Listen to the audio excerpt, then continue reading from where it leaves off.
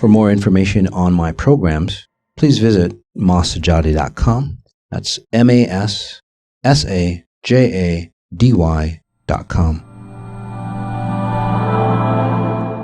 Hello, this is Masajadi. Welcome to my podcast, Exponential Intelligence. We're on episode 107. It's part of the Demystifying Religion series. It's on Eid al-Adha, the Muslim holiday that just happened. Thursday, August 31st through Friday, September 1st, 2017. This is where the Muslims all around the world celebrate this holy festival. I did this podcast on Eid, on the special Eid, where Ibrahim, or in the Christian religion, Abraham, is asked by God to sacrifice his son. All the details. It was such a fantastic podcast. Again, one of the top 5 actually that we've done. So we're going to redo it, but this time with a higher understanding and a new meta healing on that. And this, so we're going to do that, and then on top of that, since we're on the Muslim religion, let's talk about another subject on demystifying religion, and this is on women. Okay? Just a brief, and then we'll do the replay on the previous podcast with a new meta healing. I bring the subject of women because I was on a Facebook Live event that I did a while back, and obviously a Muslim individual, and I do come from Muslim descent. Okay? I was on Facebook Live, and this Muslim individual is going, is Mas Muslim? Because if he is, look at the way he's touching that woman, right? And if you've seen me work on people, again, it's nothing sexual or anything like that. But I was seeing, I was getting all these comments on, look at the way he can't be a Muslim. He doesn't, he's totally, say, rejecting what I'm doing just because I'm touching this woman in an appropriate way according to the Muslim standard. So the reason why that comes up is, although I had complete honor for this woman, okay, I was not touching her in any sexual way.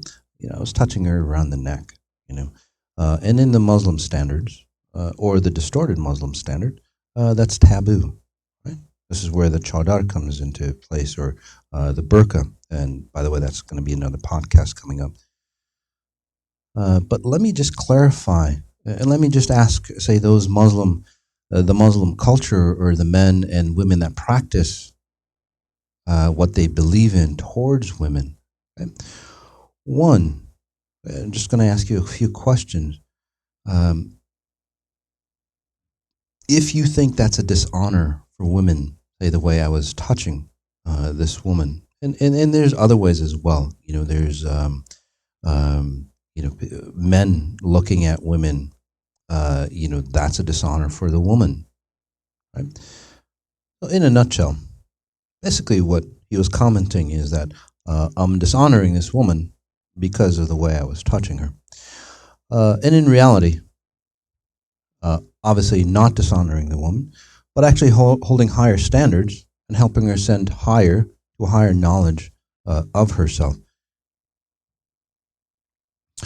True dishonor, especially in the Muslim culture, when you're looking at honor towards women, especially, look at the practices that Muslims have. Look at the practices, and I came from a Muslim background. Look at the practices that Muslim men look at towards the women. Right? They look at women as somebody dirty, a lower level human. That's not any part of the religion, by the way. This is cultural standards that have been evolved. Right? Look at the way the Muslims, and again, it's not just Muslims. You can put in Christianity, you can put in the Jews. They're all pretty much the same. But look at how they handle or have that viewpoint towards women. Right? Women are used as tools, especially sex tools. They've been around. Although individuals, high, high regarded individuals in society, in the Muslim culture, on in secrecy, they will escape or they will go to some other countries where they can use women in disrespectful ways, right? And then in their own culture or in their own region, look at the families. You hear a lot of stories, or enough stories, which makes you sick, that a young teenage girl goes out on a date, and it's not even about sex, although some do. They come back home and they get totally beat up by the fathers of that child. Is that really honor? Is that really honoring that young girl? Or should it be the man's or the parent's responsibility to bring in true understanding of what honor is rather than a fear understanding of what honor is? Right? Even if it's in that culture, even if you're not supposed to date, I have no qualms with dating at an older or younger age. It's not about that. Right? But why was that girl disrespecting you in that fashion that she would go out and date improperly? Okay? And again, is it really disrespecting you, or are you disrespecting that that young child, that young girl, by the way you're treating her, thinking that that's the Muslim culture or that's the Muslim religion? It's not. Okay? And that's why she's disrespecting you. Okay? So look upon yourselves to to note and to understand the actions of your children is a reflection upon you. So they should not get punished, especially young women. These women, they get beat up to the point that they die. They get severely beaten up. And by the way, it's just not the Muslim culture. There's a ton of stories on the Christian culture. In fact, uh, uh, um, sexual organ abuse, I forgot what they call that. The highest rate of that is in a Christian country. So again, let's just not focus on, oh, it's the Muslim culture, because again, that's judgment, which is against all religions, by the way. Okay? Deeming something else better than or worse off than yourself, again, that's judgment. So let's not play that paradigm like some of you are. Okay? Because all religions are pretty much the same, just different time frames. Anyway, coming back to honoring women, if there's a woman that shows off her eyes or her neckline, just like the throat area, or your hands, those women get abused or disrespected. It's a disrespect. But in reality, if you look at it, why are they getting disrespected? Are you not the ones disrespecting them? Are you not the ones putting your judgment upon that woman? Are you not the ones that are supposed to maintain that stability inside? So there should be no disrespect. Again, disrespect is not does not come from a physical action. Disrespect comes from a spiritual or an internal reaction. There are a lot of women in Muslim countries and non-Muslim countries. Again, they looked upon, they get frowned upon by what they're wearing, what they're talking about. And let me give you an example. Say this woman, you can see her arms. Right? In some of those countries, that woman would get stoned or get thrown rocks at or get humiliated at. What kind of respect is that for a woman? On top of that, why would you do that to your sister or your mother or your wife? There's no respect there. There's no respect, obviously, at the spiritual level for that person. Well, if they die because of that treatment, they cross over. They're not an awakened individual, so you're really not doing your part to help other people ascend, because that's part of the Islam culture, Islam religion, is that your purpose is having to help other people ascend to that ultimate truth. In fact, that's what Islam means, right? The ultimate truth. So when you abuse people like that, okay, whether they're doing something wrong in your eyes or not, when you abuse and distort and then eventually perhaps kill individuals like that, they do not cross over properly, and they go into so-called lower realms or purgatory because of your actions. So in a sense, their distortions, okay, or their lack of ascending higher, is the noose that comes around your neck as you cross over. You will be punished, okay? Not by God or a council of beings that go, oh, you did this to this person. It's just the natural state of spiritual physics. Okay? It's got nothing to do with good or bad. It's not nothing to do with showing your shoulders or your arms or anything like that, that you are a good human or not. It's just the purity that you are, the true existence that you are. That's what dictates that noose around your neck when you cross over. Just like the gravity, right? If you're a good person or not, you slip, you fall off the edge, right? You're not going to get saved if you're a good person. The laws of gravity will work upon you. Same thing here. Spiritual physics, same exact thing. Whether you're a good person or not, or whether you think you're a good person or not. And then, worse off yet, whether you think other people are a good person or not compared to you. That's even the worst sin, by the way, in religious terms of sin. Furthermore, if you are judgmental, say again, disrespecting women, if you are judgmental towards that, okay? And if you say punish women because of what they're wearing, what does that say about your level of ascendance? Right? If you're subject to getting distorted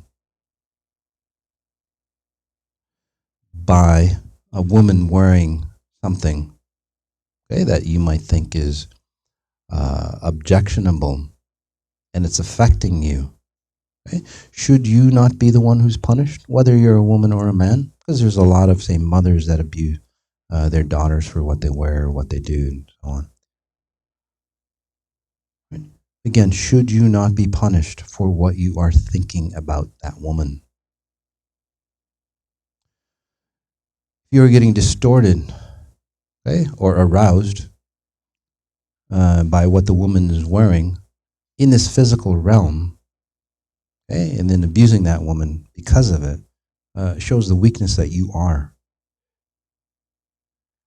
And if you're weak here, and if you get distorted by the flesh,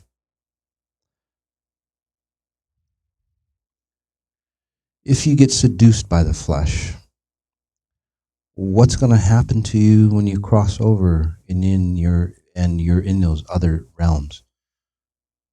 Things way beyond the flesh.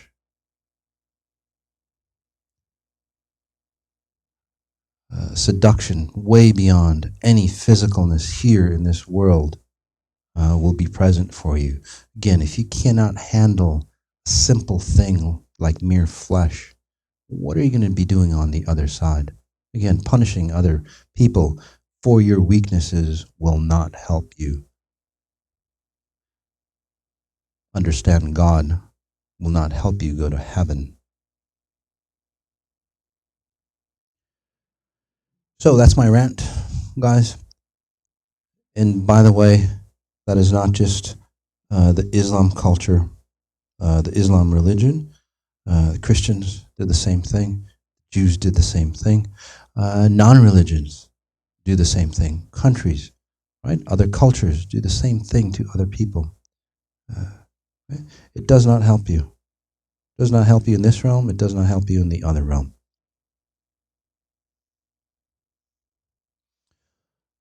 Let's go on. Let's go on to the replay of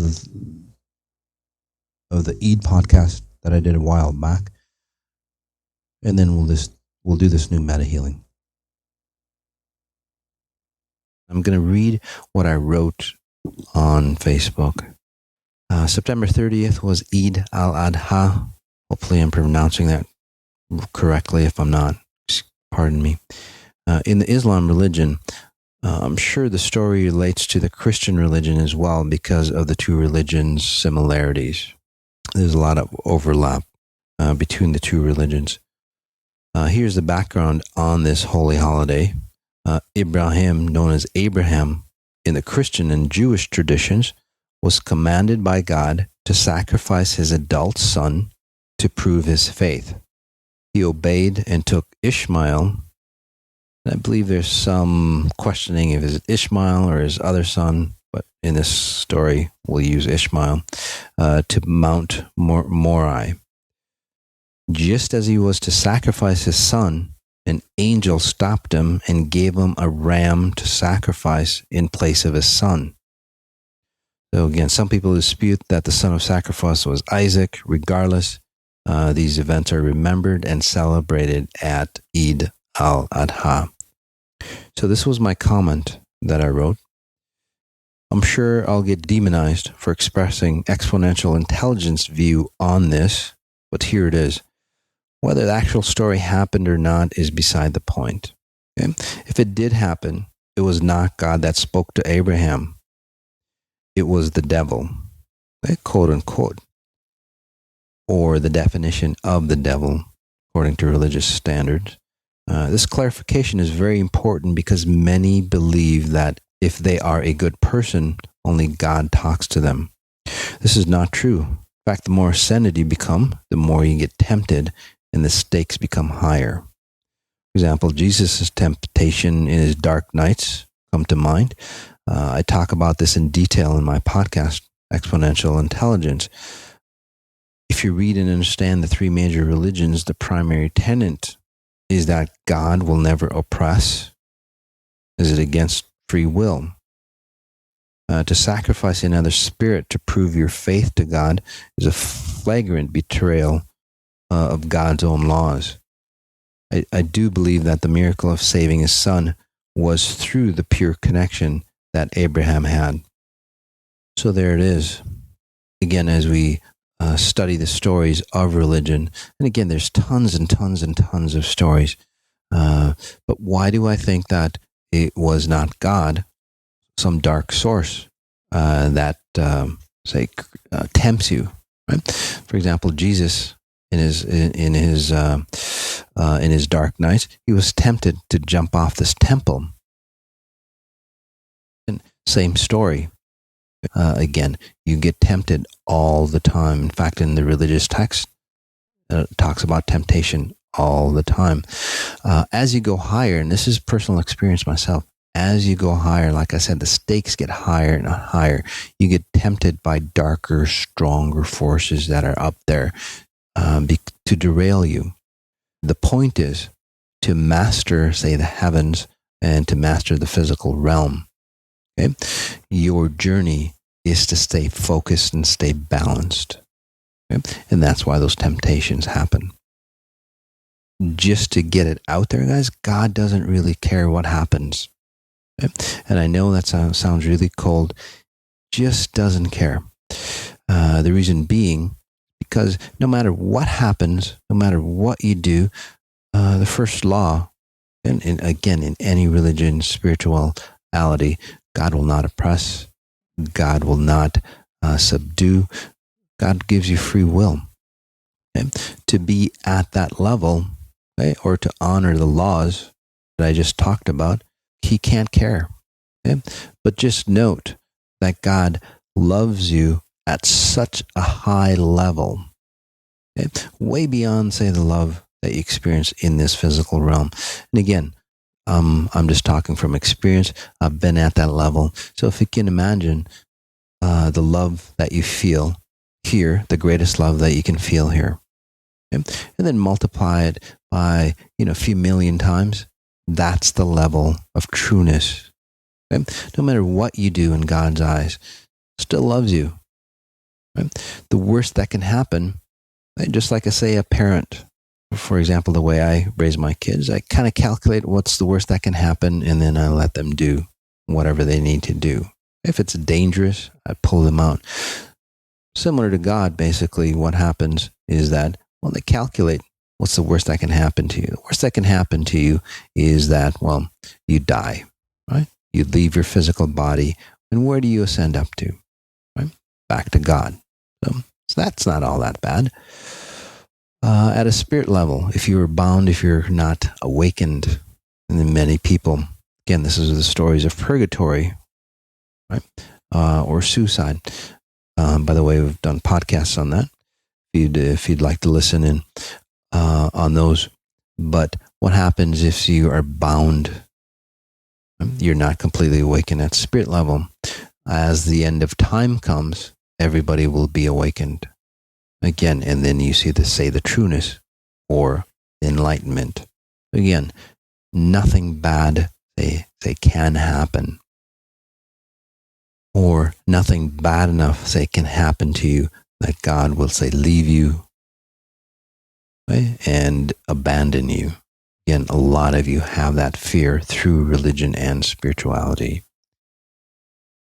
So coming back to this story, does the story mean that if we are manipulated or do something in the name, as long as we have pure intention? The reason why it's not true, because it's not dependent. God will not come and save you. In the beginning of time, God gave you all the tools ever needed for you to create whatever you've wanted to.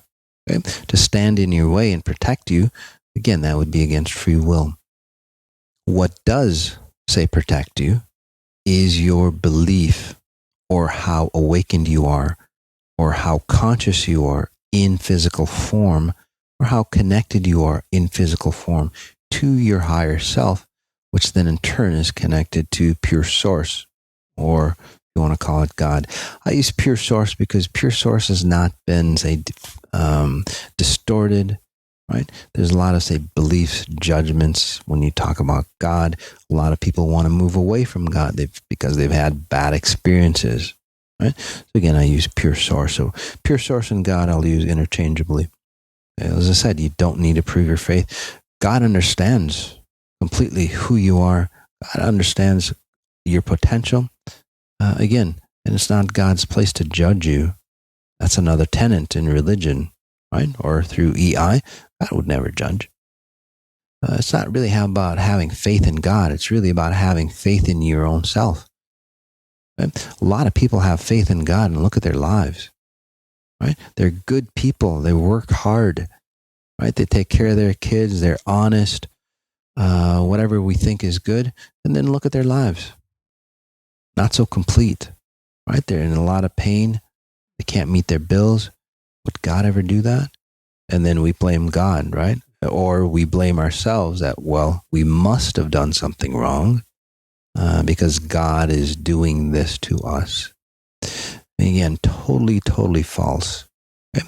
God gave you the abundance, all the abundance that you've ever needed in any form. It's up to you to use those tools to create great masterpieces in your life, whether in this realm or the timeless realm, or it's up to you, again, through distorted vision, to destroy your life. When you submit your will, again, in religion, what do they talk about? If you submit your will, everything shall be forgiven. Right? If you read some of the stories, they say, even at your last breath, right, you submit your will. and everything shall be forgiven. What does that mean? Like, wow, you could just be totally, well, disruptive, right? Like Hitler, let's say. Right? And at the last moment, you submit your will, and then you're forgiven. That's what it says in the three major religions. I'm sure other religions as well, but the three major ones. What do they truly mean by that? Is that when you totally become awakened, the storyline that you hear, that you are here, the things that you have done here, no matter how heinous it is, right, dissolves because you break away. Again, it's not about God judging you. It's just how much story, how much a historical time you pull forward, or how much, say, density or time space, say, memories have integrated into your spiritual realm. So as you cross over, right, the more of that storyline that you carry into spirit realm, the more distorted you get. It's not about God, having faith in you. It's not about God, say, judging you, anything like that. It's about you awakening. And that's why everything shall be forgiven for you. Again, another story of religion demystified. That's what true free will, or that's what submitting your will is really about. Again, complete awakening, and then you're free. Yes, and I do say that there is no such thing as an oppressive, vengeful God or pure source, because God doesn't care. Why would he oppress or revenge you, right? Or get back at you, or judge you, or put you in a life that you totally hate? God didn't do anything of that to you. God didn't create that. However, God, pure source, created everything possible for you. Right? To create this reality, you have to have the positive and the negative. Right? Density, you have to have hot, cold, light, dark, right? And all the other opposites, right? Good, bad. Again, not for you to, say, learn from it, but not for you to be like, learn and be a good person, right? So you can, say, strengthen spiritually. It's not about that. It's for you to understand where you are, say, in the matrix of density or time, space, time. It just helps you navigate and understand space time. So, say, when God created this, say, global setting that we call, say, Earth in our case, right, with the certain time structure that it is, right, the 24-hour clock, right, or the increments, whatever we go by in this realm, it wasn't there to punish you. It was there for you to understand density. Just like you have, say, all the tools that are ever needed, okay? Right? You can use those tools, like vengeance, oppression, to actually, say, enhance your space. Just like I always say, there are no negative emotions, right? Although we classify them as good emotions, negative emotions, and I talk about that in another podcast. It's really up to you what you create in this world. Right? God gave you all the tools.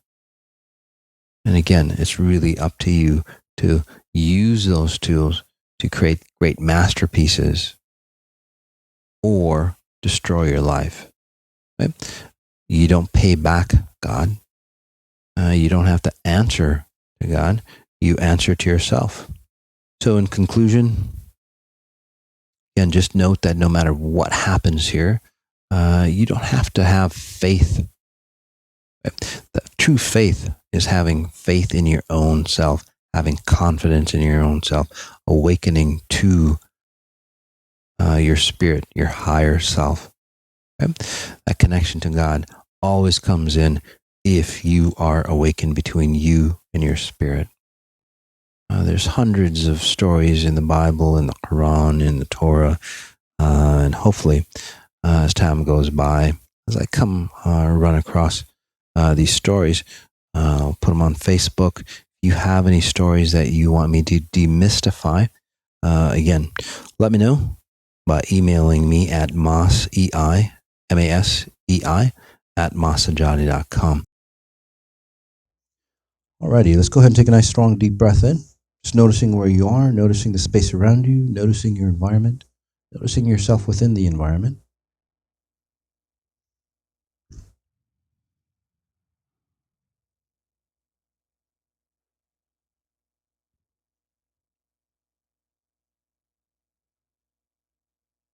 Go ahead, take a strong deep breath in again.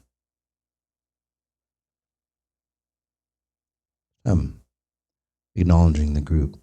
A lot of people on the podcast listening at the same time or not, and hundreds of thousands of people listening to the podcast. A lot of momentum. Take advantage of that momentum. Help us go further. Help us understand things at a higher knowledge, a higher level, what they were truly intended for, what the creators of these religions intended, not the distortions that have come through time. And then a strong breath in again, asking ourselves, how do I connect to pure source even stronger? Again, that question, how do I connect to pure source even stronger? By the way, nothing religious, nothing spiritual. If you are of a religious bent, it will help you understand your religion at a pure level, not the distorted level that most of us run.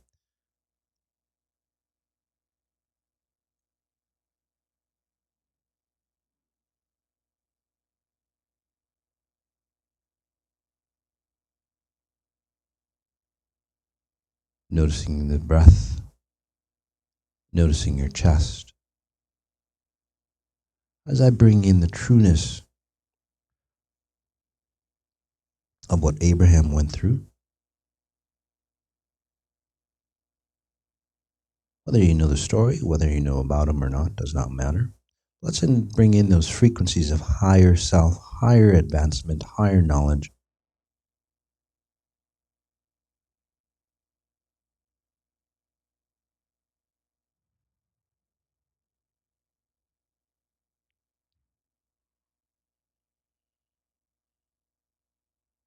Noticing your chest, noticing your ribs, noticing the spine, and noticing your ribs attached to your spine, all the way from the top of your spine, the neck, the upper back, your lower back, your tailbone, complete length of your spine.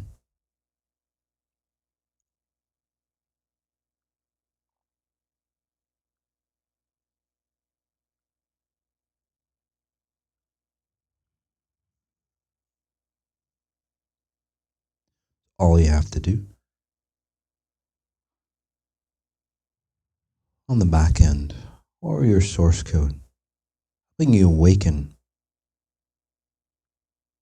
beyond time-bound concepts of religion that have gotten distorted, helping you reset of the true meaning of those stories in religion, in this meta healing. Noting your breath will bring in the trueness of what Abraham was experiencing.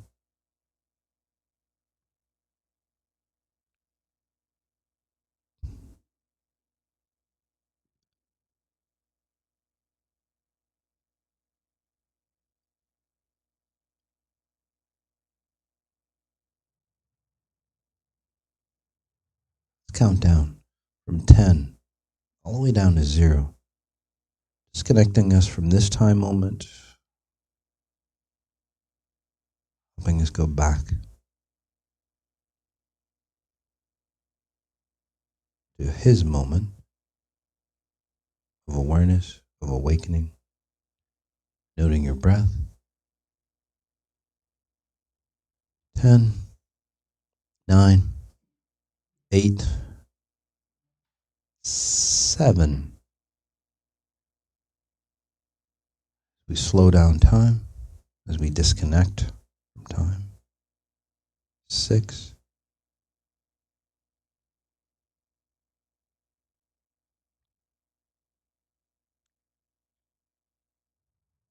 5,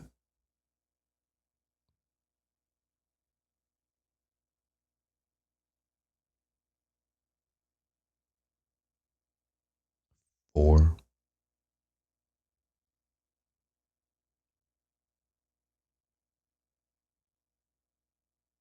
3,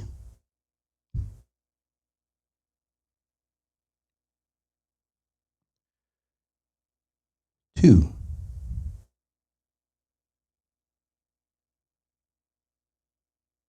1,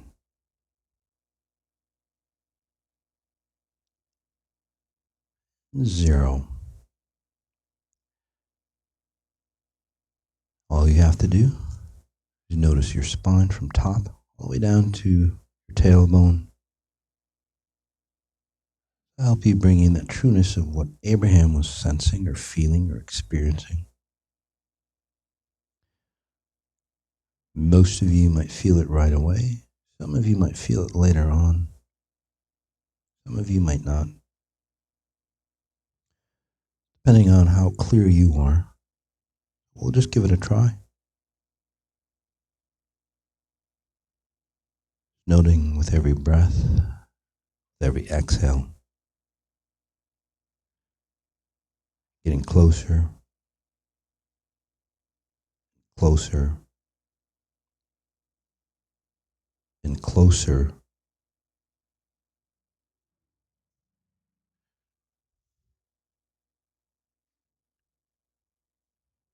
to the awareness Abraham was experiencing at that moment.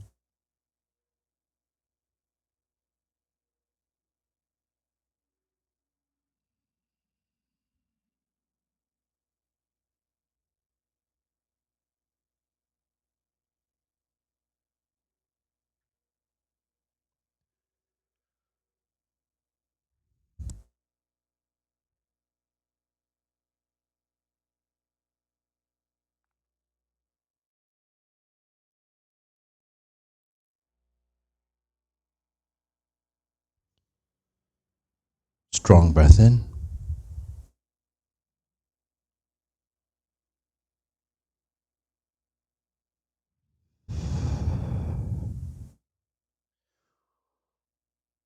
Understanding the true meaning of that celebration of Eid, help us purify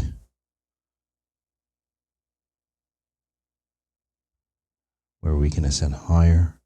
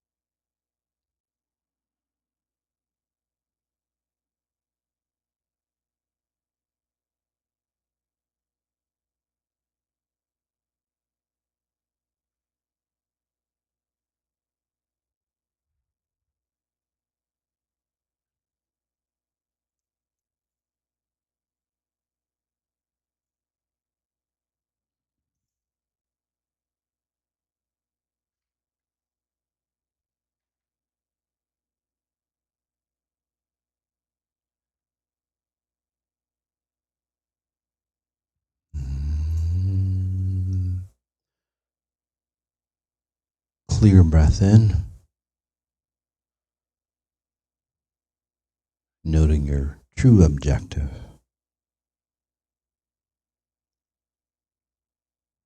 Getting closer to that one truth.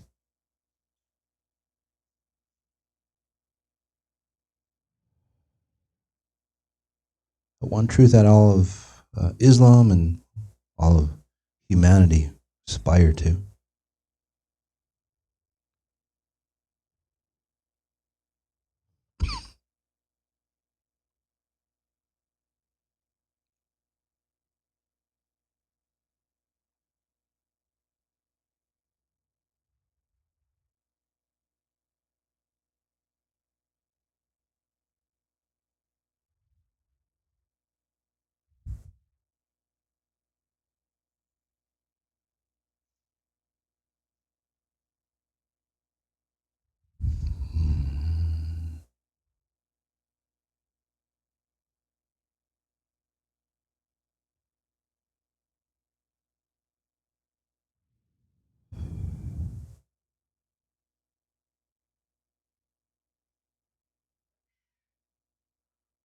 Beautiful breath in.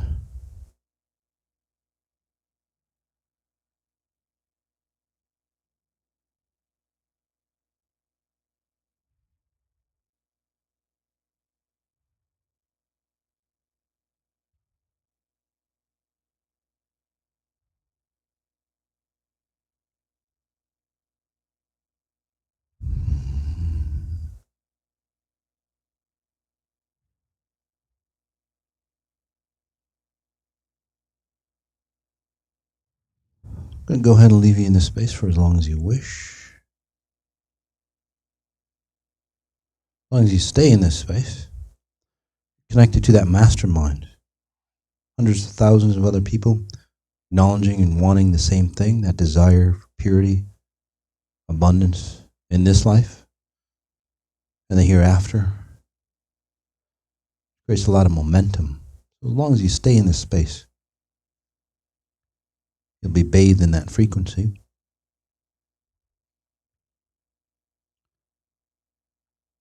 Thanks for being on the podcast. Notice what you notice.